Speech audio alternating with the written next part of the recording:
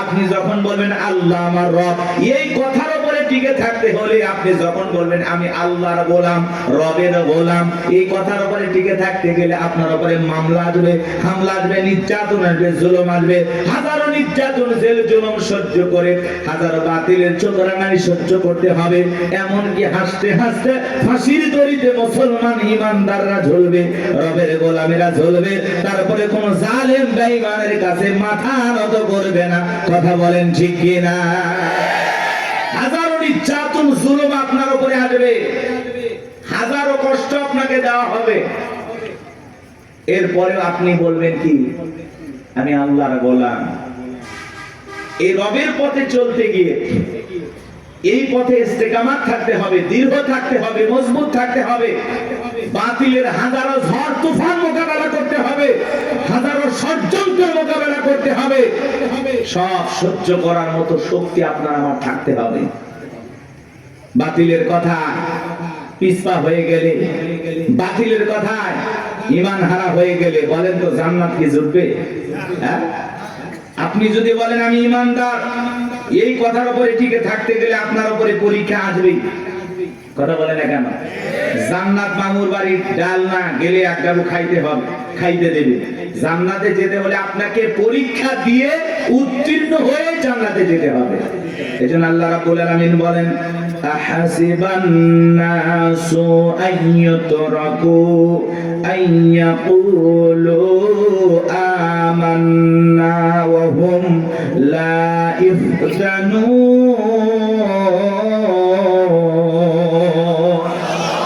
আল্লাহ বলেন মানুষেরা কি মনে করেছে ঈমান এনেছে কথা বললেই ছেড়ে দেওয়া হবে, তাদেরকে পরীক্ষা করা হবে না। আপনার আমার পূর্ববর্তী যারা পৃথিবীর জমিনে উম্মত নবী রাসূলের আগমন করেছিলেন, আল্লাহ তাআলা তাদেরকেও পরীক্ষা করে জেনেছেন ঈমানের দাবিতে কারা সত্যবাদী আর কারা মিথ্যাবাদী। আল্লাহ তাআলা আপনাকে আমাকেও পরীক্ষা করে জানবেন আমরাও ঈমানের দাবিতে কারা সত্যবাদী আর কারা মিথ্যাবাদী। কথা বলেন, ঈমান এনেছে কথা বললে আল্লাহ ছেড়ে দেবে না। আল্লাহ পরকাল বিশ্বাস করি কথা বললেই ছেড়ে দেবে না। আপনাকে আল্লাহ তাআলা পরীক্ষা করে দেখবেন। কি করবেন? তাহলে সুম্মাস্তাকামু, এই কথার উপরে যারা ইস্তেকামাত থাকবে, অবিচল অটল থাকবে, আপনার হাত কাটতে পারে, পা কাটতে পারে, শুলিতে চড়াতে পারে, ফাঁসির দড়িতে ঝুলাইতে পারে, রিমান্ডে নিতে পারে, হাজারো নির্যাতন জুলুম করতে পারে। কথা বলেন, সবকিছু সবার মতো সহ্য করার মতো শক্তি আপনার থাকতে হবে। আর আপনি এমন ইমানদার, যদি দেখেন সামনে মিছিল ধরে নিয়ে যাচ্ছে, আজকে মিছিলে যাওয়ার দরকার নাই। আপনি এমন ইমানদার, বলে দাড়ি টুপি দেখলেই ধরতেছে, সেলুনেতে সেটা আপাতত দাড়ি কাটাতে অবস্থা খারাপ, পরে দাড়ি রাখা যাবে, এই ঈমান নিয়ে যান না, এই ঈমান নিয়ে না। যে অবস্থার বেগুটি দেখলে টুপি বা দাড়ি বা আছাড়া, কি বলেন? এরকম নিয়ম যদি হয়, ধরেন একটা জালেম শাসক আসলো, নিয়ম করে দিল বাংলাদেশে দাড়ি টুপি দেখলেই ধরো, কি বলেন? এত টুপি দাড়ি থাকবে, যার কিনা ঈমান দুর্বল, বউ করে দেব, জীবন আগে বাঁচাও। কথা কয় নাকি? এই ঈমান নিয়ে জান্নাতে যাবে না। একটা সুন্নতের জন্য আপনি জীবন দিবেন, কিন্তু সুন্নত সারা যাবে নাকি? কষ্ট হচ্ছে আপনাদের, মন খারাপ করতেছেন, একটু আয়াতের গভীর যাই তো বুঝতে পারবেন।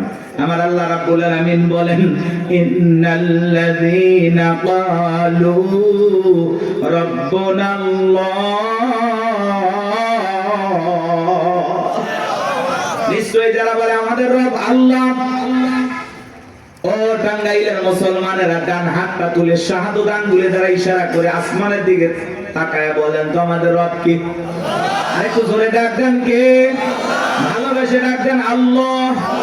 আরেকটু জোরে বলেন আল্লাহ, আরো একবার বলেন আল্লাহ। আমার বাজান, এই যে আল্লাহ আল্লাহ বলে ডাক দিলাম, আমাদের আল্লাহ খুশি না বেজার? সমান দিয়ে কথাগুলো বোঝার এবং শোনার চেষ্টা করবেন বাজান। রূহের জগতে আল্লাহ রাব্বুল আলামিন আপনাকে আমাকে প্রশ্ন করে বলেছেন আলাস্তু বিরাব্বিকুম, আমি কি তোমাদের রব নই? আমরা সেদিন সবাই জবাব দিয়ে বলেছিলাম ক্বালু বালা, অবশ্যই আপনি আমাদের রব। এই পৃথিবীর জমিনে আসার পরে আল্লাহ রাব্বুল আলামিন সর্বপ্রথম যে ওহী নাজিল করেছেন, ইকরা বিসমি রাব্বিকাল্লাযী খালাক, পরে তোমার রবের নামে যিনি তোমাদেরকে সৃষ্টি করেছেন। এই আয়াতের ভিতরে রব শব্দ আছে না নাই? এই রবের জ্ঞান শিক্ষা দেওয়া হয় কোথায়? মসজিদ, মাদ্রাসা নাকি স্কুল কলেজে? জোরে বলেন। হ্যাঁ, মাদ্রাসায় আর স্কুলের দিকে তাকায় দেখেন বাজান, কত ছাত্র পড়াশোনা করে, আরে ব্যাগটা পিছনে ঝুলানো আছে, রাস্তার মধ্যে পেশাব করতে আছে, লিখতেছে। জিজ্ঞাসা করলাম, বাবা তোমাদের প্রাইমারি পেশাব খানায় কি আদব কায়দা শেখানো হয় না? তোমাদের স্যারেরা কি একটু আদব কায়দা শিখায় না? দাঁড়ায় কেন পেশাব করতেছো? পয়সা পেশাব করতে পারো না? কয় হুজুর সে কথা বলবেন না, প্রাইমারি পেশাব খানায় যা দেখতেছি সারি তাই দাঁড়িয়ে থেকে পেশাব করে, যেমন দেখতেছে তেমন শিখতেছে। কথা বলেন ঠিক কিনা? কত ছাত্র দেখবেন কলেজে পড়াশোনা করে, ইউনিভার্সিটিতে পড়াশোনা করে, পালসার গাড়ি নিয়ে ঘোরাফেরা করতেছে, রাস্তার মধ্যে ঘন্টাটা ব্রেক করে সেন্টার টান দিয়ে কুকুরের মতো দাঁড়িয়ে থেকে পেশাব করে, বসেও না। এরকম অভদ্র মুসলমান আছে না নাই? শুধু পায়ের পার্থক্য, কুকুরের স্বভাব ঢুকে গেছে, কুকুরের পা চারটা আর পা দুইটা। কথা বলেন। আপনি মুসলমান দাবি করেন, 25, 30, 40 বছর বয়স হয়ে গেছে, পেশাব করেন দাঁড়াইয়া, লজ্জা শরম নাই আপনার? আমার পেশাব করে ওই জায়গায় রেখে দেয়, পানিও নেয় না, টিস্যু নেয় না, টপ টপ করে প্যান্টটা ভিজে যা, কিছুক্ষণ পরে সুগন্ধি বের হয় নাকি? কপাল করা মুসলমান। হাদিস শরীফের ভিতরে আসছে, পেশাব থেকে পবিত্রতা অর্জন না করার কারণে অনেক মানুষকে শুধু একটা কারণে কবরের আযাব, শাস্তি ভোগ করা লাগে। শুধু কবরে আযাব হবে কি কারণে? পেশাব থেকে পবিত্রতা অর্জন না করার কারণে। তাহলে চিন্তা করেন এটা কত বড় মারাত্মক গুনাহের কাজ। আল্লাহ আমাদের হেদায়েত দান করেন। বলেন তো বাজার, একটু পেশাব করে টিস্যু নেওয়া দরকার আছে না নাই? ঢেলেগুলো ব্যবহার করা দরকার আছে না নাই? খালি ওয়াজ শুনলে হবে না, আমল করা লাগবে। এক বেচারা আমল করার নিয়ত করছে, বাড়িতে যাওয়ার পথে হঠাৎ করে পেশাব করতেছে, আর চিন্তা করতেছে হুজুর বলছে পানি নাও, টিস্যু নাও, নাহলে মাটি নাও, কিছু না হলে রাস্তার বালুতে হলে ঠেকা কাজ পারিতে হলে। তো চিন্তা করলো মাটি বালু কিচ্ছু নাই, কি করা যায়? পেশাব করতে করতে হুজুরের কথা মনে হয়েছে, আমলের নিয়তে রাস্তার বালু যা ছিল জড়াইয়া জায়গা মতো দিয়েছে, কিছু ছিল লাল কিটে ইনজেকশন দেওয়া শুরু করছে। তখন বলতেছে এই জন্য তো আমি হুজুরদের ওয়াজ ভালো লাগে না, সহ্য করি না, এই জন্য তাদের কথা আমল করি না। দোষ কি হুজুরের নাকি আর আমলের? কথা বলেন না কেন? এরকম লোক আছে না নাই? আমার ভাইরা গভীর মনোযোগ দিয়ে কথাগুলো শুনবেন বাজান। ছোট্ট বাচ্চা মাদ্রাসায় পড়ে, কি সুন্দর হুজুর পানি আগায়া দিল, দেখলেন না? কি সুন্দর টিস্যুটা আগায়া দেয়, ছোট্ট বাচ্চা কি সুন্দর বৈশা বৈশা পেশাব করে, দাঁড়াইয়া পেশাব করে না। ওই ছোট্ট মানুষ 7-8 বছর বয়স বাড়িতে যা মাকে সালাম দেয়, বাবাকে সালাম দেয়, পাড়া প্রতিবেশীদের গেলে সালাম দেয়, কি সুন্দর তাদের ব্যবহার চলাফেরা দেখে মায়া লাগে। সন্তানকে যদি মানুষের মতো মানুষ বানাইতে চান, মাদ্রাসায় পড়ানো ছাড়া বিকল্প কোনো রাস্তা খোলা নাই। কথা বলেন ঠিক না? সন্তানকে যদি আদবওয়ালা, আখলাকওয়ালা, চরিত্রবান বানাইতে চান, সর্বপ্রথম কোরআন হাদিসের জ্ঞান শিক্ষা দেন। কোরআন হাদিসের জ্ঞান দিয়ে অন্তরটা আলোকিত করেন, এরপরে ডাক্তার বানান, ইঞ্জিনিয়ার বানান, পৃথিবীর যেই সেক্টরে যাবে সেই জায়গাটাকে আলোকিত করবে। কথা বলে ঠিক না? এজন্য সন্তানকে সর্বপ্রথম কোথায় দেবেন? এরপরে যেখানে ইচ্ছা সেখানে পড়াবেন ইনশাআল্লাহ। আমরা বলতেছি না আপনার সন্তানকে একেবারে হাফেজ, মুফতি, মুহাদ্দিস বানান লাগবে, এমনটা না। ডান হাতের দরকার আছে, বাম হাতের দরকার আছে, হুজুরের দরকার আছে, ইঞ্জিনিয়ার ডাক্তারের দরকার আছে। কথা বলেন। একটা নারীর সিজার করা লাগবে, আমি গোলাম রব্বানিকে দেওয়া হবে? কথা কয় না। লাগবে কি? ডাক্তার। আমি হুজুর কতটুকু পারি, একটা পানিতে ফু দিয়ে পানি করাই দিতে পারি, ও দিয়ে কাজ হইলে হইলো, না হইলো না হইলো। এসব ডাক্তারের দরকার আছে না? না। বিশাল একটা বিল্ডিং বানাবেন, কি লাগবে? কথা কয় না গো? আচ্ছা, সবই দরকার আছে। এজন্য আমরা বলতেছি না, কিন্তু যদি ছোটবেলায় মাদ্রাসায় পড়ে ডাক্তার হলে আদর্শ ডাক্তার হবে, ডাক্তার নামে কষাই হবে না যে কেসি গজ ভিতরে রেখে সিলাই করে দেবে। কথাকে বুঝতে পারছেন? ওইরকম ডাক্তার হবে না। এজন্য সন্তানকে মাদ্রাসায় পড়াইতে হবে। পারবো তো ইনশাআল্লাহ? সন্তানদেরকে দিন শিখাবো, ছেলে হোক মেয়ে হোক, সর্বপ্রথম কোরআন সুন্নাহর জ্ঞান তাদের ভিতরে ঢুকাবো। এটা অভিভাবক হিসেবে আমাদের দায়িত্ব। আর সন্তান যদি মাদ্রাসায় পড়ে, ওরে কি নামাজের ওয়াজ করা লাগবে? নাকি উল্টো এসে বাড়িতে বাবা মার কাছে নামাজের ওয়াজ করে, আব্বু আমারে মাদ্রাসায় পড়া, তুমি নামাজ পড়ো না? আব্বু নামাজ পড়ো, আমি হাফিজ হলে আলেম বলবে, আলেম হইলে মানুষ বলবে দেখো ছেলে হাফিজ আলেম, বাবা নামাজ পড়ে না। এরকম বলে কিনা বলেন তো? কি মায়া লাগে। মার এসে কয়, মা টিভি দেখা যাবে না, হুজুর বলছে নামাজ পড়তে হবে, মায়ের সিরিয়ালের সামনে বসে সিরিয়াল দেখে, সন্তানের 2 দিনের কথা শুনে মা বলে টিভি বের করে দাও তো, ছোট্ট বাচ্চা মারা সেই বসে আমাদের শাসন করে, হ্যাঁ কথা বলে। আপনার ঘরটা মানে আলোকিত হয়ে যায়, সুন্দর হয়ে যায়। ওই যে বিশ্ববিদ্যালয় একজন হাফেজ তো কি তার মারা গেল অল্প বয়সে, বাবা জানা যায়, তারা বলতেছে আমার ছেলে দেখলাম নিঃশ্বাসটা ত্যাগ করতেছে, তখনও কোরআন তেলাওয়াত করতেছে, সুবহানাল্লাহ। বলে আমি আমার বাবা আমার ছেলে যে কাফনে মোড়ানো, আমি আফসোস করতেছি না তো, আল্লাহ যে কয়দিন হাত দিছে নিয়ে গেছে, আমি আফসোস করব কেন? আমার ছেলে তো ঘুমাইছে, আমি আফসোস করি নাই। দেখেন বাবার কতটা ধৈর্য, কারণ একটা হাফেজ সন্তান, বিশ্ববিদ্যালয় হাফেজ ছিল, কথা কি বলছেন? পিএসপি কোরআনের আলো চ্যাম্পিয়ন ছিল, মাশাআল্লাহ বলেন। এমন একটা সন্তান আমাদের দরকার, আমাদের দরকার বিশ্ব চ্যাম্পিয়ন হওয়া হাফেজ আলেম, কথা বলেন, কথা বলেন। ক্রিকেটার নাই, ফুটবল বানায় লাভ নাই, সুপারস্টার গায়ক বানায় লাভ নাই, সন্তানকে বানাইতে হবে কোরআনের পাখি, কথা বলেন। পারবো তো ইনশাআল্লাহ, আল্লাহ কবুল করেন না? একটু জোরে বলেন আমিন। আল্লাহ যেন কবুল করেন, জোরে বলেন আমিন। সম্মানিত ভাইরা আমার, দিল দিয়ে কথাগুলো বুঝবেন বাজান, সামনে গেলে মজা পাবেন, একটু কষ্ট মনের মধ্যে নেবেন না। আল্লাহ রাব্বুল আলামিন বলেন ইকরা বিসমি রাব্বিকাল্লাযী খলাক, পড়ো তোমার রবের নামে যিনি তোমাদেরকে সৃষ্টি করেছেন। আয়াতের ভিতরে রব শব্দ আছে না নাই? পবিত্র কোরআনুল কারীমের 1 নাম্বার সূরা সূরাতুল ফাতিহার 1 নাম্বার আয়াত, জবান ছেড়ে সবাই আমার সঙ্গে তেলাওয়াত করুন, আলহামদুলিল্লাহি রাব্বিল আলামিন। সমস্ত প্রশংসা, যাবতীয় প্রশংসার একমাত্র মালিক তিনি, সৃষ্টিগুলোর রব, আমাদের প্রতিপালক আল্লাহ যিনি। আপনি আমি যখন রুকুতে চলে গেলাম কি তাসবিহ পাঠ করলাম? সুবহান রাব্বিয়াল আযীম, সুবহান রাব্বিয়াল আযীম, রব শব্দ আছে না নাই? এরপরে রুকুতে দাঁড়ানোর সময় কি বলি? সামিআল্লাহু লিমান হামিদা, রব্বানা লাকাল হামদ, রব শব্দ আছে না নাই? এরপরে যখন সিজদায় মাথাটা নত করি কি তাসবিহ পাঠ করি? সুবহান রাব্বিয়াল আ'লা, সুবহান রাব্বিয়াল আ'লা। অনেকে দেখবেন খালি ফিসফিস করে, সুবহান সুবহান সুবহান সুবহান সুবহানাল্লাহ কয় না, সবই নেতে কয় আল্লাহ বলবেন, স্পষ্ট বোঝা না, খালি সুবহান সুবহান সুবহান সুবহান, স্পষ্ট বলতে হবে আপনাকে, সুবহান রাব্বিয়াল আ'লা, সুবহান রাব্বিয়াল আ'লা। এরপরে যখন বাজান সালাম ফিরানোর পরে হাত তুলে মুনাজাত করি, আল্লাহর কাছে কি দোয়া করি? রব্বানা আতিনা ফিদ দুনিয়া হাসানাতাও ওয়া ফিল আখিরাতি হাসানাতাও ওয়া কিনা আযাবান নার। সূরা বাকারা 201 নম্বর আয়াত। আল্লাহর কাছে ডেকে বললাম, হে আমাদের রব, আমাদেরকে দুনিয়ার কল্যাণ দান করো, ওই আখিরাতের কল্যাণ দান করো, ওই কঠিন জাহান্নামের আগুন থেকে আমাদের মুক্তি দাও। তাহলে ইহকাল পরকালের কল্যাণ দেওয়ার মালিক কে? জাহান্নামের আগুন থেকে বাঁচানোর মালিক কে?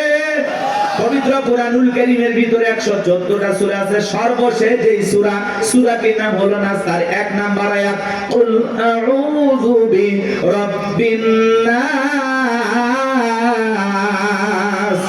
এর ভিতরেও রব শব্দ আছে না নাই? এ বাজান গো আমার, আপনি আমি যেদিন মারা যাব, মসজিদের মাইকে যেদিন এলান জারি হবে, এই গ্রামের অমুক ব্যক্তি বেঁচে নাই, ইন্না লিল্লাহি ওয়া ইন্না ইলাইহি রাজিউন। আপনার আমার মৃত্যুর সংবাদ শোনার পরে স্ত্রী কেঁদে বলবে স্বামী নাই, ছেলে কেঁদে বলবে বাবা নাই, মেয়েটা কেঁদে বলবে বাবা নাই, পিতা মাতা বেঁচে থাকলে বলবে কলিজার ধনটা হারাইলাম। আত্মীয় স্বজন সবাই আপনার আমার জানাজায় আসবে শেষ বিদায় দেওয়ার জন্য। বাজান আমার, ওই দামি বিল্ডিং বানাইছেন, দামি বাথরুম বানাইছেন, কোথাও আপনার জীবনের গোসলটা হবে না। এমন মানুষ আছে কোটি কোটি টাকা দিয়া সুন্দর করে ওয়াশরুমটা বানাইছে, কথা কথা কি ভিআইপি কারবার, জীবনের শেষ গোসলটা ওই দামি টয়লেটে হবে না, কথা বলেন না কেন? ওই 4-5 কোটি টাকা খরচ করেছেন, ওই জায়গায় হবে না বাজান। ওখান থেকে বের করে চকির উপরে শোয়া মশারি টাঙাইয়া দেখে রঙিন পোশাক কইলা বড়ই পাতার গরম পানি দিয়া গোসল করাবে, আতর সুরমা লাগায় জনমের মতো সাজাবে, সাদা কাপড়ে চকলেটের মতো ওরাইয়া মসজিদের কাটিয়াতে তুইলা 4 জন বরযাত্রী দইরা একটা দুবা করে কবরস্থানে নিয়ে যাবে। ওই কবরে 3 জন ব্যক্তি নামবে বাজান লাশটা রাখার জন্য। মনে হবে এরাই বুঝি সাথী, কিন্তু না, কবরের লাশটা রেখে মুখটা কেবলে মুখি কইরে এক একে সবাই উঠে আসবে।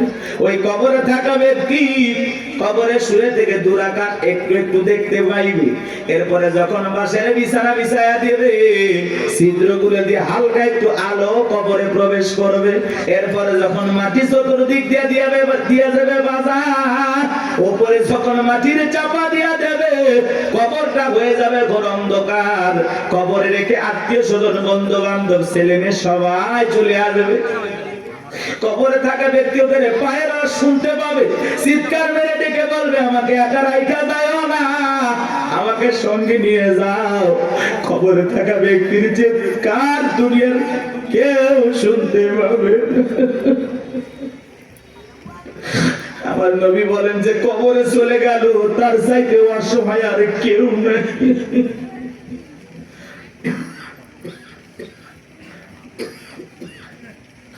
আমার নবী যে বলেছেন, ওয়ালা রাসূলুল্লাহ সাল্লাল্লাহু আলাইহি ওয়াসাল্লাম, ইন্নামাল কুবুরু রাউযাতুম মিন রিয়াদিল জান্নাহ আও হুফরাতুম মিন হুফারিন নার। রাওয়াহু তিরমিজি।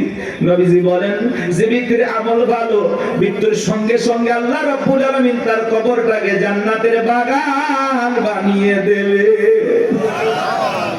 আর যে ব্যক্তির আমল খারাপ, আও হুফরাতুম মিন হুফারিন নার, তার কবরটা হবে জাহান্নামের আগুনের গর্ত।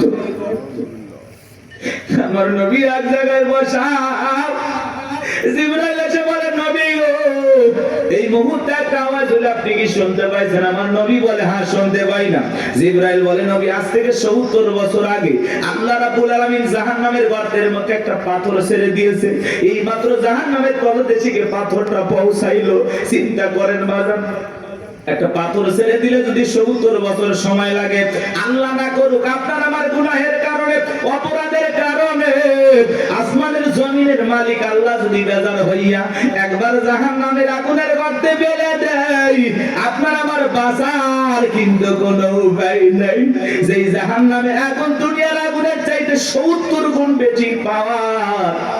একবার যদি কারো দিকে জাহান্নামের আগুন লেগে যায়, মনে হয় কলিজাটা পুড়ে ছাই হয়ে যাবে।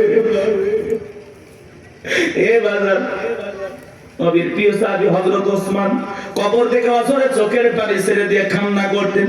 সাহাবায়ে কিরাম ডেকে বলে, ভাই আপনি কবর থেকে কেন অঝরে কান্না করেন, কি হয়েছে আপনারা বলেন?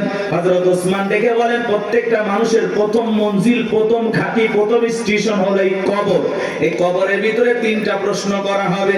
যে সঠিক উত্তর দিতে পারবে তার মিজান ফুলসিরাতে কোনো টেনশন নাই, কিন্তু যে উত্তর দিতে পারবে না তার কিন্তু বাঁচার কোনো উপায় নাই। জান্নাতের সার্টিফিকেট প্রাপ্ত সাহাবী কবরে দেখে কান্না করে। ভালো করে বুঝবেন, দুনিয়ার থাকতে জান্নাতের কি পাইছে? কথা বলেন ভাই, কথা বলেন। সেই মানুষ কবর দেখলে অঝরে কান্না করেন। মাঝে মাঝে হযরত ওসমান এত কান্না করতেন, কবরস্থানের পাশে তিনি অজ্ঞান হয়ে পড়ে থাকতেন, জ্ঞান হারিয়ে ফেলতেন। আর আমরা সকালে কবর দেয়, বিকেলে যা তাস খেল, জুয়া খেল। সকালে কবর দেয়, বিকেল বেলা যায় মা বোনেরা খেয়াল করে, মানে যে লাকড়ি করে আছে না, পাতা ঝাড় দেয়, পাতা ঝাড় দেয়, কঞ্চি টঞ্চি থাকে না, ওগুলো ঝাড় দিয়ে পরিষ্কার করে নিয়ে আসে। ভয় নাই। আগে নতুন কবর দেখলে মানুষ 2-1 দিন ভয় পাইতো। কথা বলেন, আগের মানুষের কথা বলতেছি। আর এখন কবরস্থান দেখে কোনো ভয় নাই, কবরস্থানে গিয়ে হাসাহাসি করে। মানুষ মানুষ আর মানুষ নাই তো, মানুষ মরে গেছে, সেই মানুষের সাথে জুলুম করে, আছে না নাই ভাই? চিন্তা করেন, একটা বার চিন্তা করেন, একটা মিনিট চিন্তা করেন, আপনি মারা গেছেন, কি হবে আপনার? কিভাবে আপনাকে বিদায় দেওয়া হচ্ছে? একটু চিন্তা করে দেখেন, কার জন্য কি করতেছেন, দুনিয়ার মায়া করে কি না করতেছেন, সব ফেলায় যেতে হবে। ওই কবর কিন্তু জায়গা ভালো না, সবাইকে যাওয়া লাগবে। কবর কঠিন জায়গা। যার আমল ভালো, কবর তার সাথে ভালো আচরণ করবে। যার আমল খারাপ, দুনিয়াতে গান বাজাইছো না, বক্স নিয়ে এসে ঢিক ঢিক আওয়াজ দিয়া কবরে যাও। দুনিয়ার মাটি যেরকম গান বাজার আওয়াজে কাঁপাইছো, এই কবর একদিন পরে কোলে নিয়ে কাঁপাবে। কথা বলে ঠিক না? কি হবে সেদিন তোমার? কবর কিন্তু জায়গা ভালো না, কবর বড় কঠিন জায়গা। কথা বলেন না কেন? 6 দিন পরে নখ খসে যাবে, 9 দিন পরে চুল। কবর গায়ের সামান নিতে কইর না কেউ ভুল। কবর জায়গা ভালো নয়, কবর জায়গা ভালো নয়, কবর জায়গা ভালো নয়। আমল দিয়ে কবর গৃহ সাজায়া নিতে হয়। 17 দিনে পেট ফেটে শেষ পোকার খাদ্য হবে। 7 দিন পরে গোস্তা দেবে না, কঙ্কাল পরে রবে। চিন্তা করেন, ইস এই সুন্দর দেহ, কত রং বেরঙের সাবান শ্যাম্পু, কত কিছু ব্যবহার করলাম, কত মেডিসিন, কত তেল।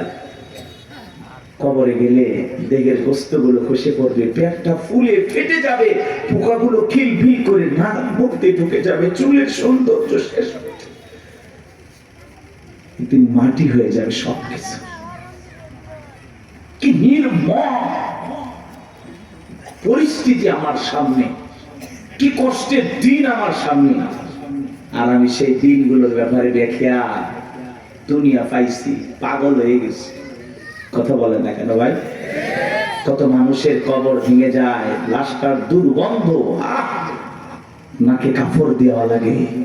চিন্তা করেন আপনার আমার কি হবে, কি হবে? 17 দিনে পেট ফেটে শেষ পোকার খাদ্য হবে। 7 দিন পরে গোস্তা দেবে না, কঙ্কাল পরে রবে। 90 দিন হাড়গুলি সব, 90 দিন হাড়গুলি সব আলাদা হয়ে রয়। কবর জায়গা ভালো নয়, কবর জায়গা ভালো নয়, কবর জায়গা ভালো নয়।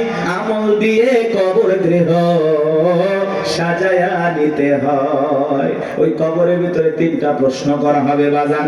1 নাম্বার প্রশ্ন করা হবে, মার রব্বুকা, তোমার রব কে? জীবনের পরতে পরতে সব জায়গায় রব, রুহের জগৎ থেকে শুরু করে জীবনের সব জায়গায় রব রব রব। আমরা যেন রবকে ভুলে না যাই। ওই কবরের ভিতরে 1 নাম্বার প্রশ্ন করা হবে, মার রব্বুকা, তোমার রব কে? যারা দুনিয়াতে রবের সাথে সম্পর্ক ভালো ছিল, যারা রবের গোলামি করেছে, রবের বিধান মোতাবেক চলেছে, যাদের রবের সাথে সম্পর্কটা গভীর ছিল, তাদেরকে যখন প্রশ্ন করা হবে মার রব্বুকা, আল্লাহর সেই নেককার মুমিন মুত্তাকি বান্দা জবাব দিয়ে বলবে, রব্বি আল্লাহ, রব্বি আল্লাহ, আমার রব আমার আল্লাহ। কিন্তু যারা এই দুনিয়ার জমিনে নাফরমানি করেছে, যারা বলে খাওয়া দাওয়া ফুর্তি করে, দুনিয়াটা মস্ত বড়, শয়তানের ওয়াসওয়াসায় পড়ে যারা মিসগাইড হয়েছে, ভুল পথে পরিচালিত হয়েছে, এই দুনিয়ার জমিনে যারা শয়তানের গোলামি করেছে, তাদেরকে যখন প্রশ্ন করা হবে মার রব্বুকা, তোমার রব কে? আল্লাহর সেই সমস্ত বদকার, আল্লাহর সেই সমস্ত অবাধ্য গোলামেরা জবাব দিতে পারবে না, ফেল ফেল করে তাকায় থাকবে। নেককাররা জবাব দেবে, আর বদকার গুনাহগাররা জবাব দিতে পারবে না, ফেল ফেল করে তাকায় থাকবে। ওরা বলবে কি কয়, হ্যাঁ আফসোস, কি কয় আমি তো বুঝি না। মা রব্বুকা জিজ্ঞাসা করবে তোমার রব কে? আরে ভাই জীবনে কোনোদিন অফিসে গেলেন না, বসকে চিনবেন কি করে? কথা কয়। এই যে দুনিয়াতে যারা আল্লাহর গোলামি করতেছে, কি মনে করেন 5 ওয়াক্ত নামাজ পড়ে লোকটা ঠইকে গেছে? না, কোরআন সুন্নাহ দিয়ে জীবন সাজায় লোকটা ঠকে গেছে? না, ঠকে নাই। এই যে আমরা দুনিয়াতে আল্লাহর গোলামি করতেছি, এই গোলামির বেতন হিসাবে আল্লাহ আমাদেরকে দেবেন জান্নাত। সুবহানাল্লাহ। এই গোলামির বেতন হিসাবে আমরা পাবো জান্নাত, আর বোনাস হলো দিদারে ইলাহি, আল্লাহ পাকের সাথে জান্নাতীদের সাক্ষাৎ। সুবহানাল্লাহ। বেতনও আছে, বোনাসও আছে, কিন্তু দুনিয়াতে গোলামি করে কবরে যাওয়া লাগবে। আপনি 1 ওয়াক্ত নামাজ পড়েন না, রবের সাথে সম্পর্ক নাই, কেমনে জান্নাতে যাবেন? কথা কয় না ভাই? আপনি তো আল্লাহর অফিসই চেনেন না। আল্লাহর অফিস কোথায় চেনেন? কথা কয় না, কথা কয়। রাগ করতেছেন নাকি? এগুলো বললে অনেকে খারাপ লাগে। এক জায়গায় ওয়াজ করেন, হুজুর মৃত্যুর ওয়াজ এইভাবে করিয়েন না, ভয় লাগে। এরকম লোক কয়, হুজুর আমার প্রচুর মৃত্যুর কথা স্মরণ হয়, আমার এত মৃত্যুর কথা ভয় লাগে, মাঝে মাঝে তো আমি মসজিদে মৃত্যুর ভয়ে ঢুকি না। আমি এটা আবার কেমন কথা কয় হুজুর, মসজিদে ঢুকতে যেতে লাশ বহনে খাটিয়া, এইটা দেখে আমার এত ভয় লাগে, এই ভয়ে আমি মসজিদে যাই না। এটার নাম কি মৃত্যুর ভয়? কথা বলেন না ভাই? কিছু মানুষ আছে কবর করে বলে না যে আমি 70টা কবর খুঁড়ছি হুজুর, 80টা কবর খুঁড়ছি। আবার পাশের আরেকজন লোক কয় হুজুর যে কবর খোঁড়ার কথা বলতেছে ও আবার যা কবর করে যে মানুষটা মারা যায় তার ছেলে মেয়েকে বলে এই তোমার বাবাকে কবর খুললাম 2 প্যাকেট সিগারেট তো দিলে না। ও যদি 80 লক্ষ কবর করে কবর কি, কবরে কি হতে পারে এই বুঝ কেউ দিলের ভিতরে আসবে ভাই? কথা বলেন আসবে? আমাদের অবস্থাটা এমন হয়ে গেছে, কিসের আমল করবো হুজুর?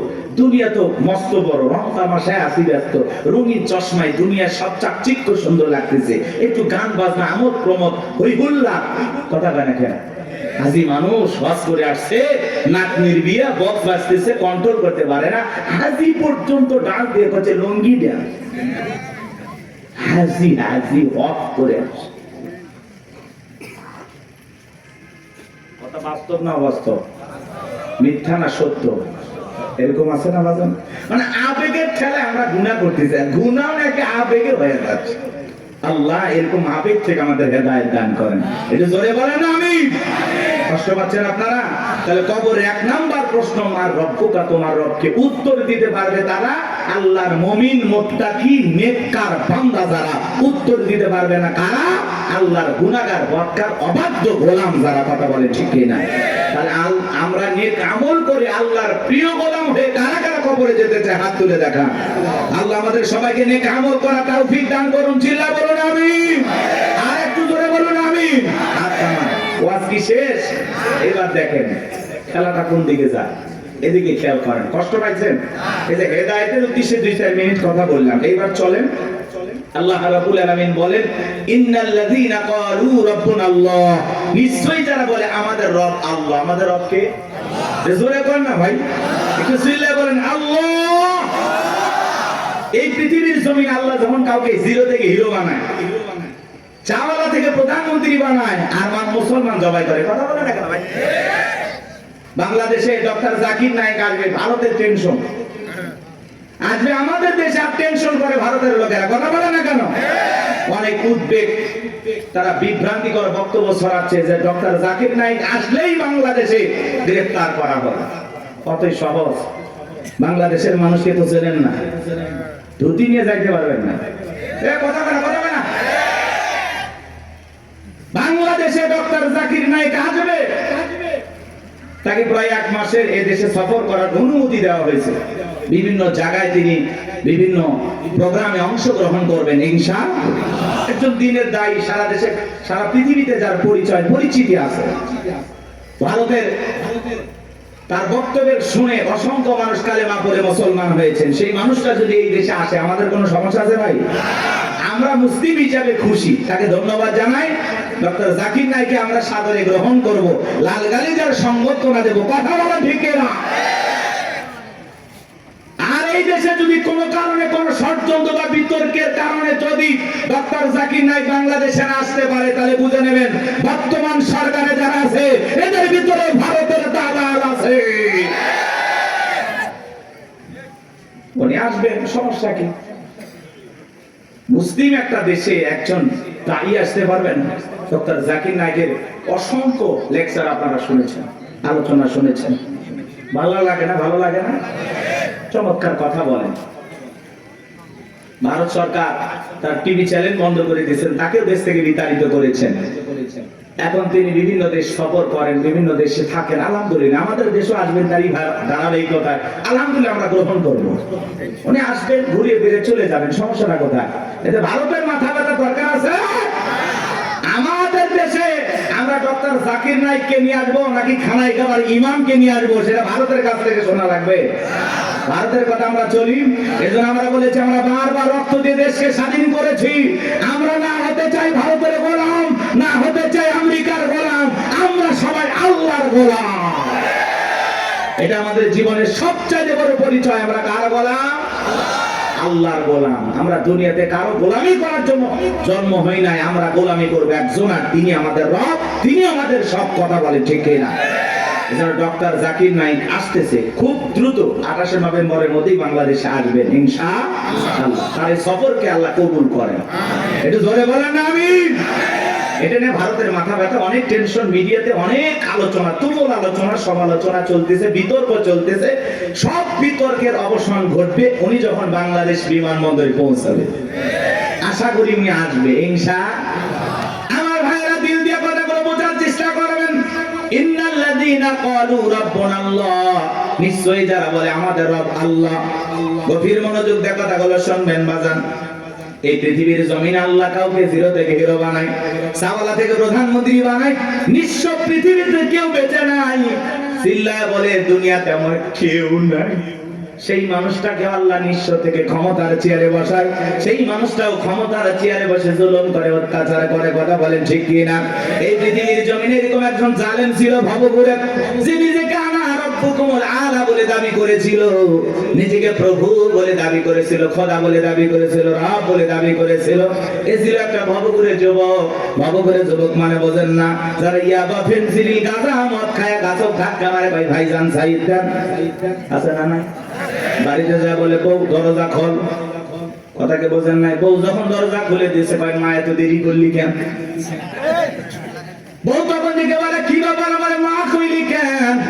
আজকে একটু বেশি মাল খাচ্ছি, তুই মা না বউ বুঝতে পারতেছি না। এরকম মাতাল আছে না নাই? কিছু কিছু ছেলে পেলে আছে সন্ধ্যা হলে ঘরে দরজা বন্ধ করে জিকির করে, ইজ্ঞাবা ইজ্ঞাবা ইজ্ঞাবা।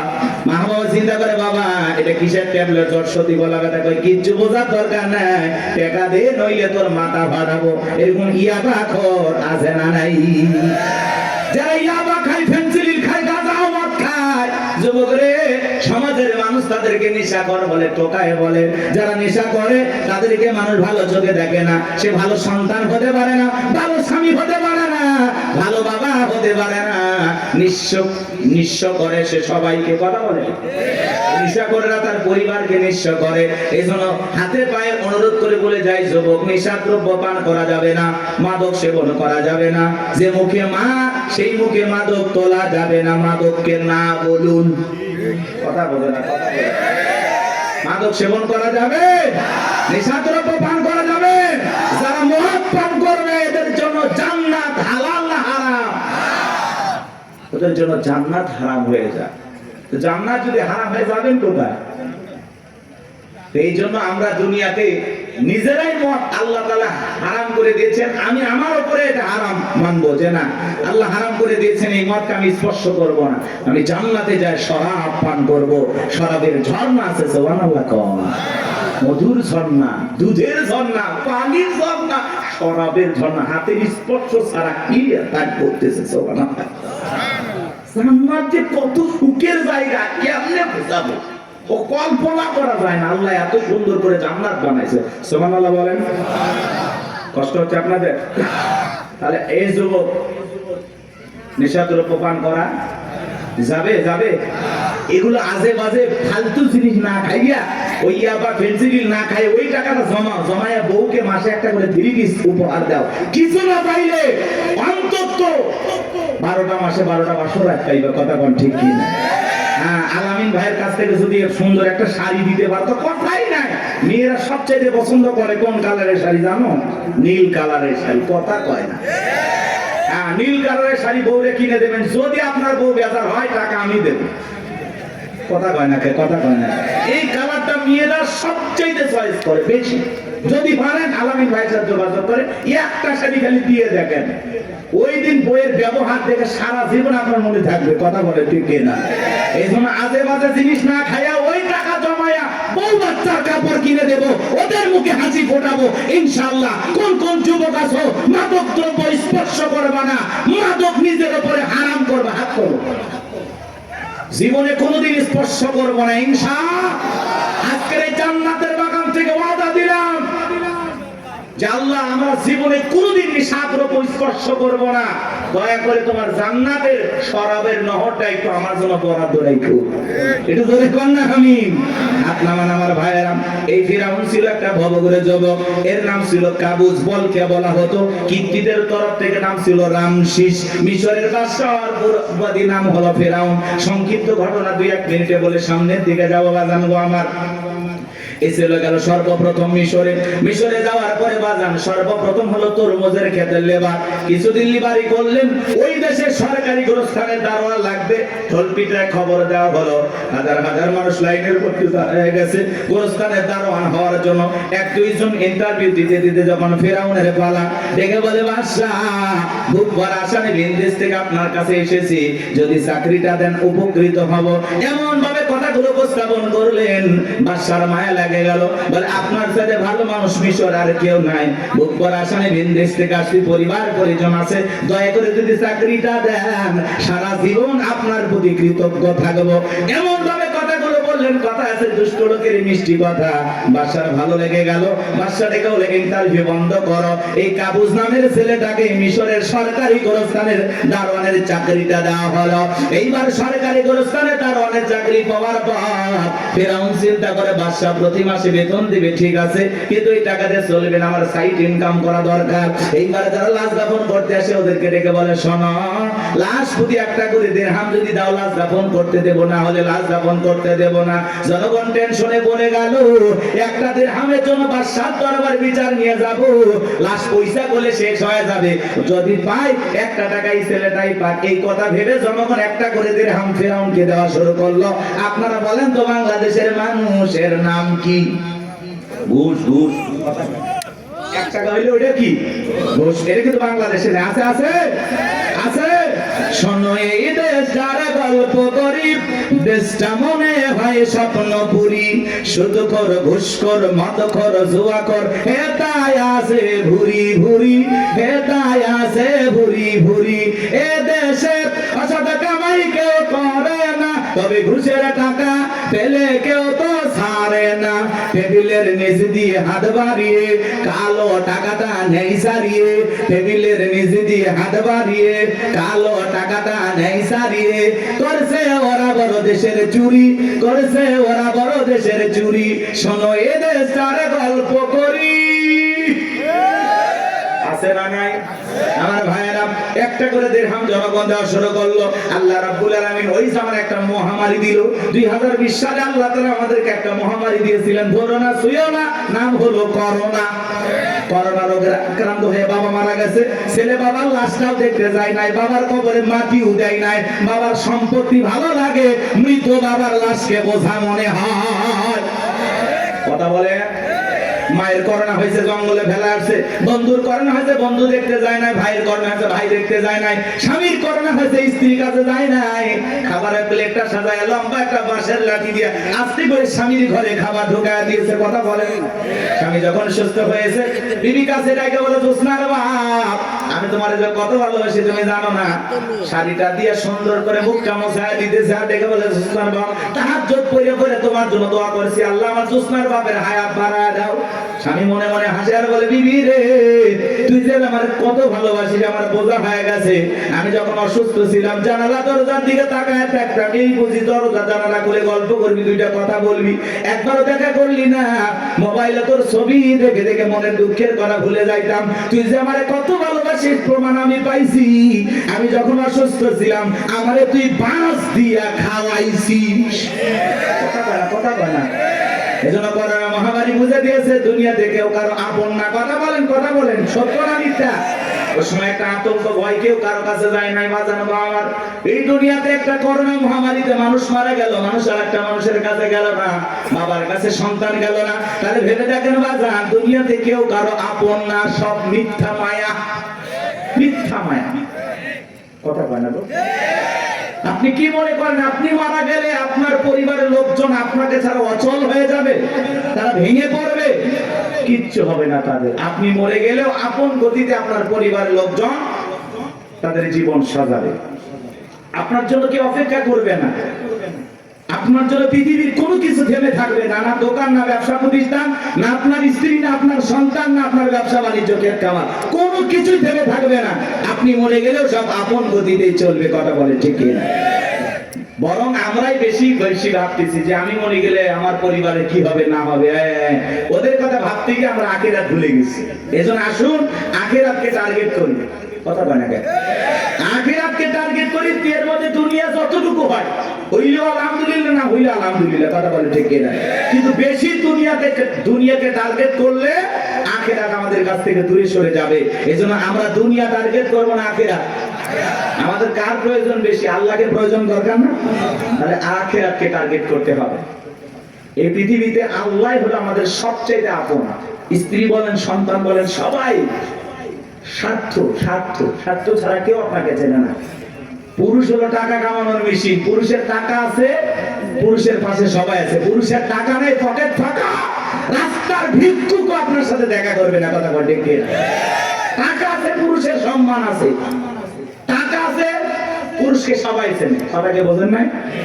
ওই যে গান শুনছেন না, গান শুনছেন, ওইদিকে যাবো না, রাগ করছেন। আপনারা তো রাগ করতেছেন। কি করবো না দোয়া করবো বলেন? আচ্ছা বলেন তো, পুরুষ হলো প্রয়োজন মিটানোর মেশিন। টাকার প্রয়োজন, সম্পদের প্রয়োজন, কথা কয় না কেন? এই প্রয়োজন মিটানোর জন্য আল্লাহ আমাদের দুনিয়ায় পাঠাইছে। কথা কি বুঝতে পারতেছেন বাজান? মন খারাপ করবেন না।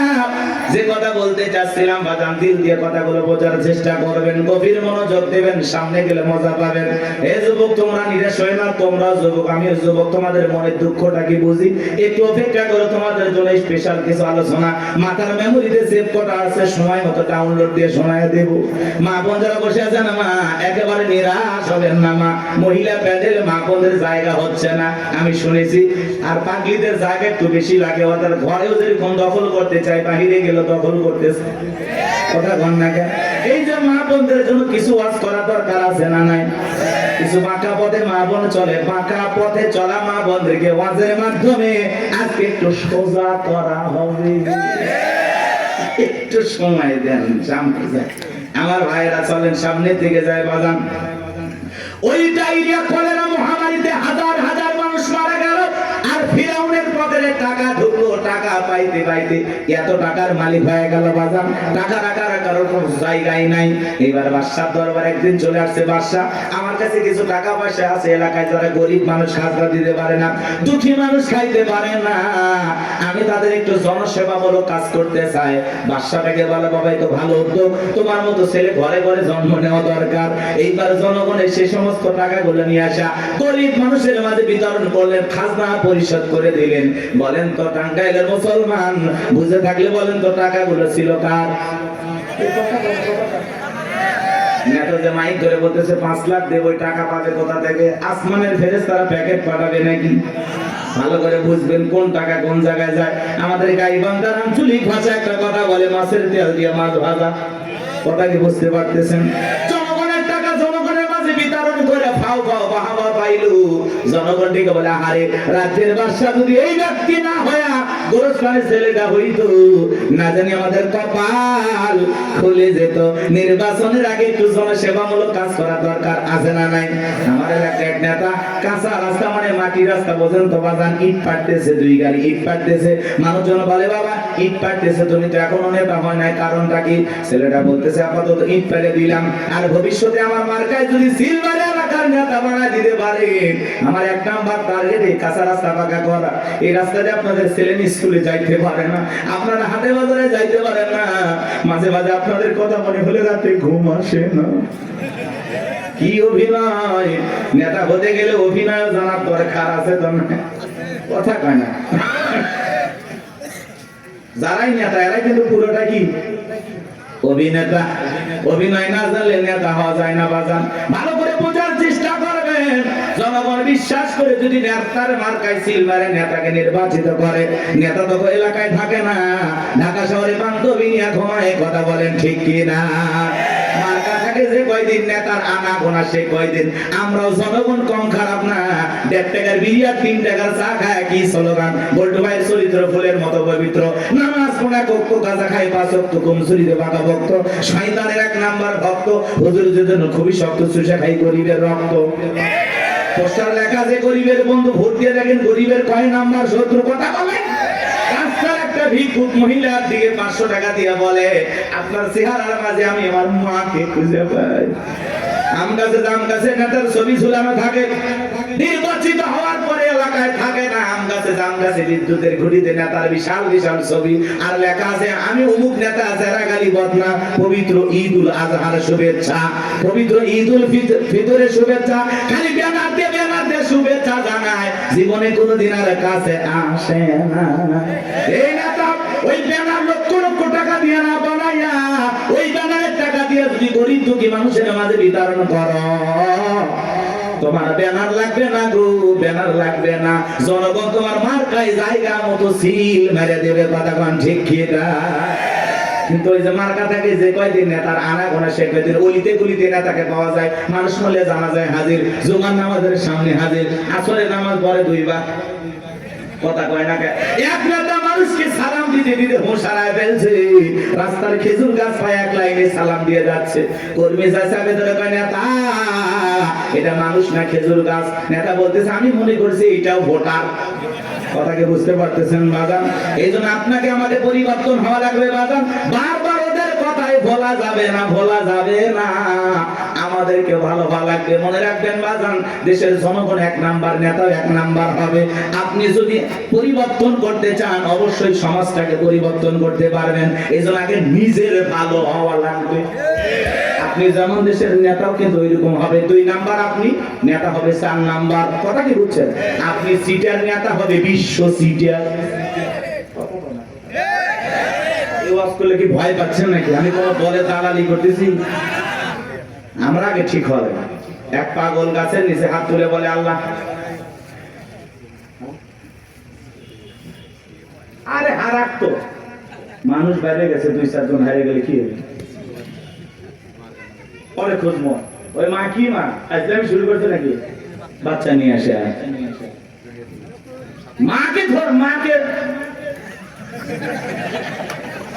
বাচ্চা হারায় যায়, মা কইতে পারবে না, মা না পাগলি। বাচ্চাকে কন্ট্রোল করবেন না। এ বাবা জাহিদ, এ তোমার মা কান্না করে, আসো বাবু আসো। সাতুটিয়ে বাড়ি, ও মা এত আলা বলা হলে স্বামী একদিন আর একজনের হাত ধরে চলে যাবে, টের পাবেন না। হ্যাঁ, বাচ্চা কন্ট্রোল করবে না কি মা। অনেক মা বোন আসছে, এসে বাচ্চা টাচ্চা রাখে ওরা গল্পে লিপ্ত হয়ে গেছে। কেউ তোমার বিয়ে হয়েছে ওই মুখ জায়গায় না, তোমার স্বামী ভালো ব্যবসা করে, ও গল্প করতে বাচ্চা নেই, টেরই বাচ্চা, ও বু ফুবু চাচি খালা নিয়ে ব্যস্ত হয়ে আছে। আল্লাহ হেদায়েত দান করে। আর ওদের মাঝখানে এরকম একটু বিনোদন দরকার আছে নাকি? হারায় গেলে আর কি কি সংবাদ আছে দেবেন, দেখবেন, আমি বলে দেব। একটি বাচ্চা হারিয়ে গেছে, নাম কি? জাহিদুল ইসলাম। বাবা জাহিদুল, তুমি কোথায় তুলতেছো ফুল? তোমার মা কান্নে হয়ে গেছে ব্যাকুল, তাড়াতাড়ি করে আসো। জাহিদুল চলে আসবে, মা কান্দেন না, বসে থাকেন।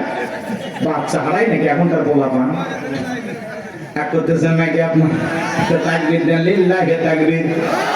একটা গোল গাছের তেঁতুল গাছ, কোন গাছ? তেঁতুল গাছের নিচে হাত তুলে বলে আল্লাহ, তেঁতুল গাছে রাজশাহীর ফজলিয়ামদে, রংপুরের হাড়িভাঙ্গাতে, সাফাই নবাবগঞ্জের কাঠিমন্দে, নওগাঁসা পাহাড়ের আমরুপালিতে। আল্লাহ বলে পাগলের চোখটা খুলে দেখ, কোন গাছের নিচে দোয়া ধরেছিস? তেঁতুল গাছের নিচে দাঁড়ায়া। কিয়ামত পর্যন্ত আমসালে জামাত পাওয়া যাবে না। নির্বাচনের আগে 500 টাকা, 1000 টাকার বিনিময়ে, 200 টাকার বিনিময়ে নিজের পবিত্র আমানত ভোট বিক্রি করে দেশে উমরের মতো নেতা চাইলে পাওয়া যাবে না। এজন্য আগে আপনাকে ঠিক হওয়া লাগবে। আপনি যখন বলেন আল্লাহ আমার নেতাদেরকে উমরের মতো আদর্শবান নেতা বানাও, আল্লাহ তখন হাসে আর বলে উমরের দেশে থাকার মতো জনগণ কি হতে পেরেছিস?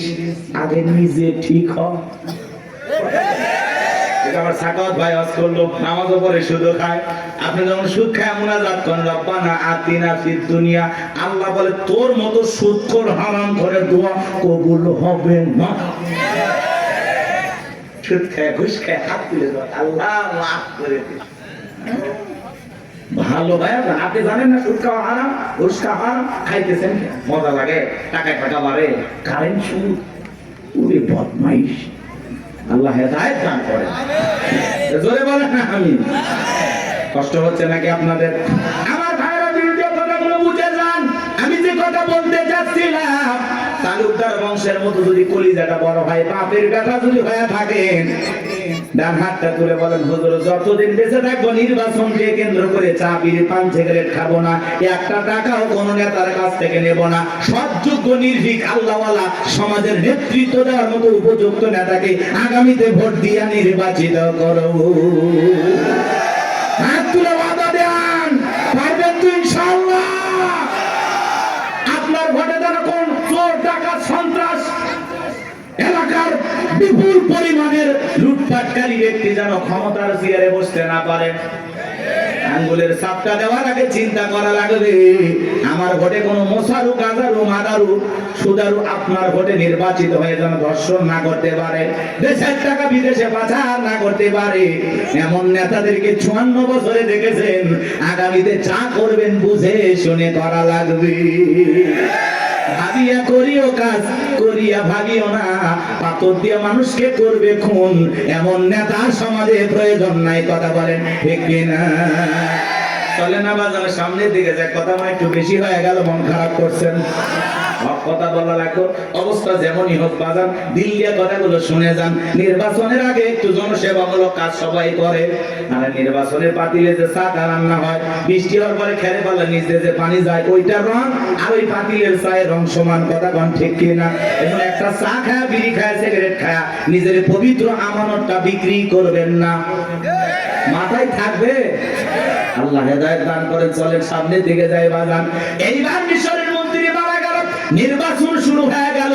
আগে তো জনগণের মন কায়রে নিয়েছে, সবাই বলে ভোট দিবা কোনখানে? কয় ফেরাউন যে মার্কাটা আছে তার মাঝখানে। একসাথে সবাই মিলে ফেরাউনকে ভোট দিয়া মিশরের মন্ত্রী বানায়া দিল। কিছুদিন পরে আল্লাহর খেলা বোঝা বড় ভাই, বার্ধক্যজনিত কারণে মিশরের বাদশা মারা গেল, সিংহাসন ফাঁকা হয়ে গেল। ফেরাউন সমস্ত জনগণ আর নেতাদেরকে ডেকে বলে, দেশের জনগণ শোনো দিয়া মন, দেশের বাদশা মারা গেছে, বাদশা ছাড়া একটা দেশ চলতে পারে না, তোমরাই বলো মিশরের বাদশা হবে কে? সমস্ত জনগণ ডেকে বলে, অনেক আগে আপনাকে চেনা জানা হয়ে গেছে, আপনি মিশরের বাদশা হয়ে যান, আমাদের কার কোনো আপত্তি নাই। জনগণ যখন সমর্থন দিল, ফিরাউন নেতাদেরকে ডেকে বলে, তোমরা বলো আপত্তি আছে? নেতারা ডেকে বলে, আমাদের কোনো আপত্তি নাই, জনগণ সমর্থন দিয়েছে, আপনি নেতা, কোনো সমস্যা নাই। এইবার সবার সমর্থন পাইয়া মিশরের বাদশা হয়ে গেল, ক্ষমতার চেয়ারে বসে ঠেসছে কি। রাতের বেলায় ফিরাউন ঘুমাইতে যায়, চোখে আর আরামের ঘুম আসে না, ঘুম থেকে লাফায় লাফায় ওঠে। অনেক মানুষ দেখবেন বাজারে 4টা ঘুমের ট্যাবলেট খায়, কোটিপতি টাকাওয়ালা সম্পদওয়ালা বড় বড় হাইব্রিড নেতা 4টা ট্যাবলেট খায়, ঘুমায়। এরপরে রাত 2টার দিকে ঘুম থেকে উঠে সিসি ক্যামেরার ফুটেজ তালাশ করে, কেউ ঢুকছে নাকি মারার জন্য। কারণ বিল্ডিং এর প্রত্যেকটা জায়গায় খালি দুর্নীতির গন্ধ, জুলুমের গন্ধ, মানুষ মারার গন্ধ, মানুষকে প্রতারণা ধোঁকা দেওয়ার গন্ধ। কথা বলেন না কেন? ওই বিল্ডিং কি আমনে দাঁড়াইছে? রাগ করতেছেন আপনারা? এ বাজার গো আমার লম্বা করব না। ধনী মানুষ টাকা আছে, সম্পদ আছে, দামি বিছানা আছে, দামি খাট আছে, কিন্তু ঘুমটা নাই। আর গরিব রিক্সা চালায়, ভ্যান চালায়, মাঠে কাজ করে, আলু ভর্তা দিয়ে, ডাল ভাজি দিয়ে, সবজি দিয়ে ভাত খায়, বউকে কোলে নিয়ে ঘুমায়, কি আরামের ঘুম। কথা বলেন না কেন? আর ধনী স্বামী স্ত্রীর মধ্যে দাও কুলালের সম্পর্ক, বউ আলাদা খাটে, স্বামী আলাদা খাটে, এত ধনী হয়ে গেছে, এখন স্বামী স্ত্রীর মধ্যে মহব্বত ভালোবাসাই নাই। আছে না না এরকম পরিবার? ওই দিকে আর যাচ্ছি না বাজান, সামনে গেলে মহিলাদের ওয়াজ করবো, চলেন না যাই। যে কথা বলতে যাচ্ছিলাম বাজান, ফিরাউনের চোখে ঘুম নাই, তার দরবারে জ্যোতিষী ছিল 400 জ্যোতিষী লিডার নাম দবিরা, বয়স হলো 320 বছর। দেখে বলে, দবিরা কেন জানি রাতের বেলায় ঘুমাইতে পারি না, আজে বাজে স্বপ্ন দেখে লাফায় লাফাই, কারণটা কি? দবিরা এইবার ডেকে বলেন, একটা অপেক্ষা করেন, একটু আমাকে সময় দেন। দবিরা সময় নিয়ে ভাগ্য গবেষণা করে বলেন, নেতা যদিও ছিলেন ভবঘুরে জবক তরমুজের ক্ষেতের লেবার, গোরস্থানের দারোয়ান, এরপরে মিশরের মন্ত্রী, বর্তমান রানিং বাদশা, আঙ্গুল ফুলা কলার গাছ, কিন্তু আপনার ভবিষ্যৎ জীবন বড় অন্ধকার। আগামী 3 মাসের মধ্যে বনি ইসরাইল সম্প্রদায়ের ভিতরে মুসা নামের একটা ছেলে জন্মগ্রহণ করবে। ওই মুসার কারণে রাজত্ব পাওয়ার ক্ষমতা থাকবে না। নেতারে, এমনকি আপনার জীবন যাওয়ার সম্ভাবনাও দেখা যায়। এই কথা শোনার পরে ফিরাউনের মাথা ঠান্ডা না গরম? খালি গরম। মানে দবিরা যদি বলতো মুসা আসবে, খানকা বানায় বসে বসে জিকির করবে, তাহলে মাথা গরম করতো না। আজ বাংলাদেশের দিকে তাকায় দেখবেন, যারা খানকা বসাইয়া জিকির করতেছে, লাফালাফি করতেছে। নারী পুরুষ একত্রে হয়ে ঢোলক বাজায় জিকির করে আর গান গায়। দেখে না কয় পানির ভিতর জ্বললে বাতি ঝড় বাতাসেও নেবে না, ল্যাংটা বাবার মুরিদ হইলে নামাজ রোজা লাগে না। যেই পীর সাহেব বলবে নামাজ রোজা লাগে না, ওইটা পীর না টাটকা শয়তান। সিজদার মতো একটা সিজদা দিবি, জান্নাত পার হয়ে জাহান্নামের তলে পড়বি। আছে না নাই? লালন শাহ বাজারে দেখলেন না, মহিলারা গাঁজার কলকিতে টান মেরে খাইয়া বলতেছে আমি বিমানে উঠতেছি। প্রকাশ্যে জনগণের সামনে মাজার গুলোতে গাঁজা খাওয়া হয়, মাজারে গাঁজার কলকি দিয়া তো ধোঁয়া ছাড়ে বাজার। রাস্তায় প্রশাসনের লোক দাঁড়িয়ে থেকে বলে মনে হয় ওরসের রান্না চলছে। কথা বল না কেন? ভণ্ডগুলো ভণ্ডামি করে যাচ্ছে আর বলে আমরা হকের দরবারে আছি। আছে না নাই? কথা বলেন না কেন? ভণ্ডামি পাইছেন, জায়গা পান না। পিছ দিল শাহজালাল খানকাই পীর, রাজপথে পীর, নারায়ে তাকবীর হুঙ্কার দিয়েছে। গৌর গোবিন্দ ধুতি পরার টাইম পাইনি। কথা বলেন ঠিক কি না? এরকম শাহজালালের মতো পীর দরকার আছে না নাই? আল্লাহ ওয়ালা ভালো জিনিস, ওয়াকুনু মাস-সাদিকিন।